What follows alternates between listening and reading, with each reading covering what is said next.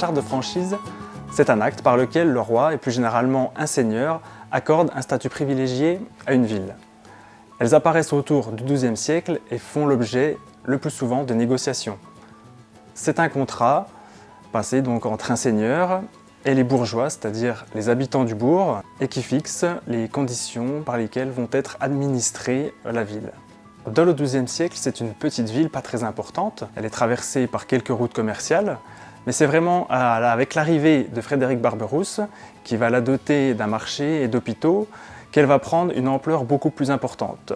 Au XIIIe siècle, Dole devient donc de plus en plus important, et Alix de Méranie va constituer une sorte de ceinture autour de Dole en rachetant les fiefs alentours. C'est donc dans ce contexte de proximité avec le duché de Bourgogne qu'elle va accorder en 1274 une charte de franchise.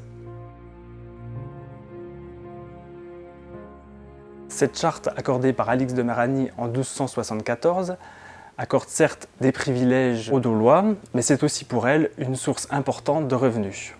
En effet, les habitants sont contraints à utiliser des installations seigneuriales comme les fours ou les moulins par exemple.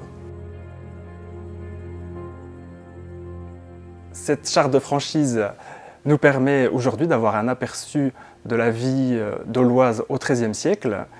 Cette charte règle les questions judiciaires et les activités économiques. En effet, le seigneur touche des redevances sur les entrées des marchandises dans la ville ou des taxes sur les vins par exemple. Dole, on le voit, est une des premières à obtenir une charte de franchise.